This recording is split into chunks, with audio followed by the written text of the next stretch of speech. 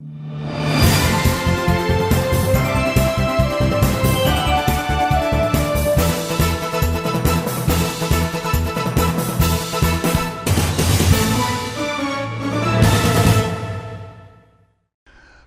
my dear folks. Welcome back to East West Show. Jack Chow's hosting, and it's one of our shows known for as being one of the very different shows that we try to see problems. We try to watch a city called the LA City Watch. And today with me, doing the second of the same show, is the watchdog of LA City Watch, Mr. Jack Hamperville. Welcome to the show. Thank you very much. Nice to be here again. All right, good. So I'm glad that you and I end up with a Jack and a Jack. Right. So, Jack squared. So it's Jack Square. So should we next time call it Jack Square on the LA City Watch? Right. Okay, good. We can do that. All right, with the Jack Square on the City Watch, we are talking today, as one of our subject, is about the $120 million budget hole of LA County, of LA City. So towards the LAPD budget. So you want to bring your audiences about the basic? Yeah, certainly. This thing? The other day, the city of Los Angeles entered into a contract with the Police Protective League. That's the union that represents almost 10,000 policemen in the city. And pursuant to that agreement, they've agreed to give the cops about an 8% raise, which consists of 4% in the beginning of in July of 2016, and 2% in July of 17, and 2% in January of 18. Now, one of the problems that the city has is, let's say the cops deserve the money, they're underpaid and all those types of things, but the impact in the fourth year is going to be $120 million a year. And that includes not only the salaries, but the pension increases, as well as some other, health care provisions and some uniform provisions. Now, $120 million in the fourth year is going to blow a huge hole in the city's budget. The city just doesn't have the money to pay the cops that kind of money. All right. And you start to throw that into the existing deficit that the city has. It's just not a very good financial move. Speaking of a deficit, it's going to be, it is 165 already. Yes. Right? Yes. And by then you're talking about 175. Right. Within 4 years. Yeah. Right. Well, you're basically, the city of Los Angeles, maybe to back up just a second, the city of Los Angeles is basically the city hall has been fiscally irresponsible. There's no discipline. They have no idea how to, it's poorly run. They really don't have an idea of how to manage their finances. To give you an example, you mentioned that there was a $165 million deficit that's projected for next year. That's probably going to be closer to $300 million when you get down to it. And the reason for it is that you're going to have a little bit with 10 or $15 million with the cops. You're going to have some increased health care for the city workers, which the city itself was unable to get a concession from the civilian workers. And then you have Eric Garcetti's new initiatives, which who knows what they're going to be, but it's probably close to $100 million. So that gets you to be a $300 million hole. And how do you get rid of $300 million of red ink is nobody's really sure. Let's first focus on the legitimacy of the 8% of the increase. So what being the reason asked? You mean you're talking about the Department of Water and Power? No. I'm talking about the 8% raise of the cops. I'm sorry. Yeah. What calls for it? What exactly tangible reasons to call for it? Well, the police are arguing that they're underpaid, and as a result of being underpaid... Who is not underpaid? Well, certainly not me. Or you. Yeah. But no, so the cops are basically saying that they're underpaid, and as a result of that, the city is unable to recruit, new police officers, and existing police officers are leaving. And they're going to other departments here in Southern California that pay more money, and therefore that's the impetus behind increasing the compensation.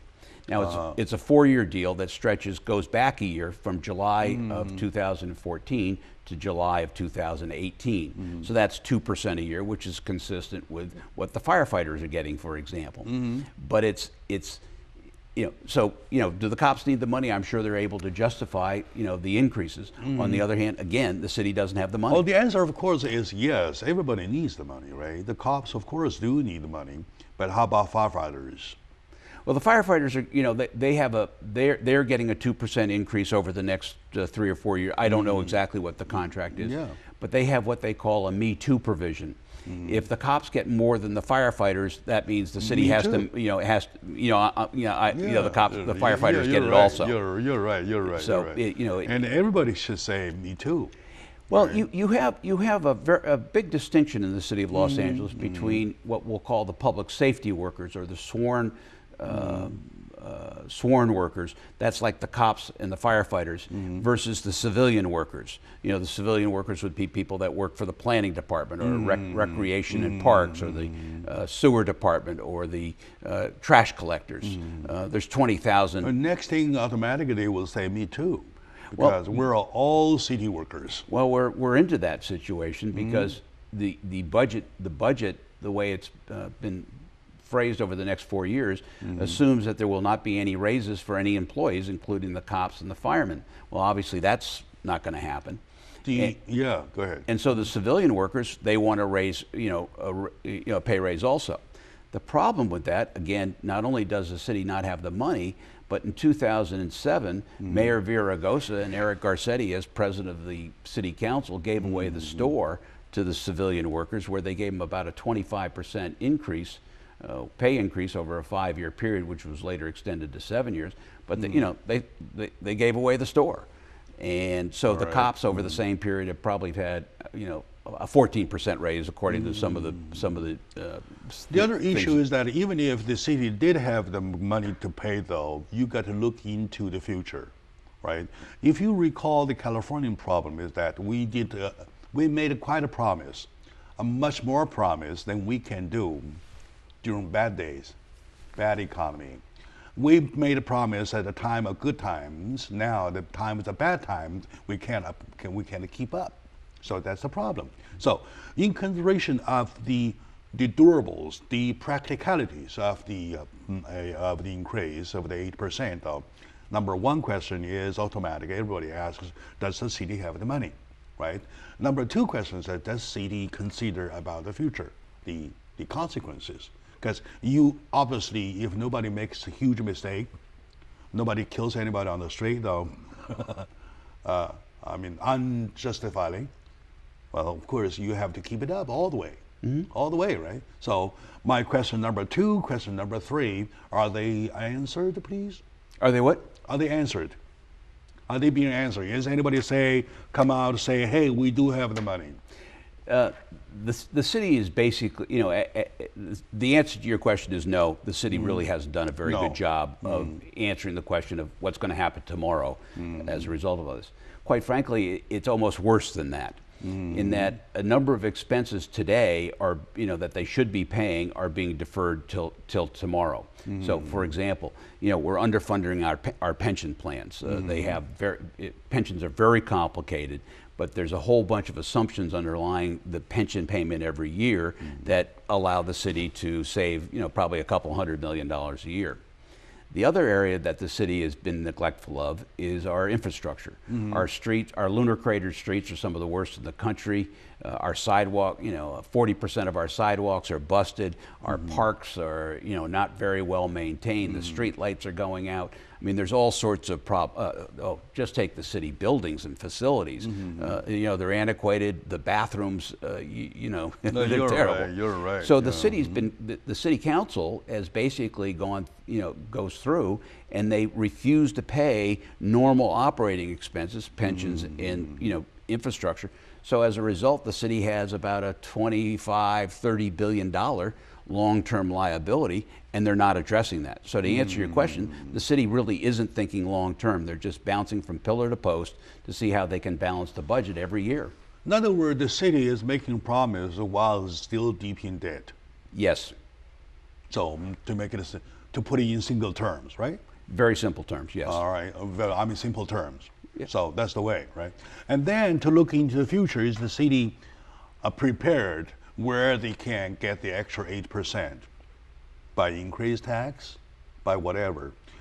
I recall that there were efforts made to increase tax, and you were one of them helped defeating it, right? That is correct. About the 0%. Oh, give us some background about that, please. Yeah, back in 2013 or 2013, we had on the March ballot Proposition A. And Proposition A was an effort to increase our sales tax by 0.5 point from 9% to 9.5%, which would be one of the highest tax rates in the country. I voted no on that one. You and 55% of the other Angelenos voted no, so it was rejected.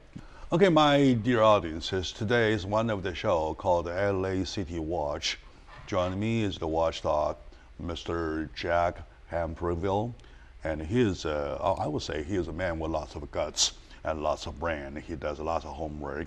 He writes almost twice a week 2 essays about LA City, basically budget. And he told me, quote unquote, I absolutely talk about no politics and no nothing but just the money. Okay, we call him the money man, the city money man, all right? So let's take a short break. And when we come back, we keep on finding out from the city money man what else behind the $120 million that might be considered as a farcical kind of an incident, a farcical push. Call it a push. Okay. Now, so stay with us. We'll be right back.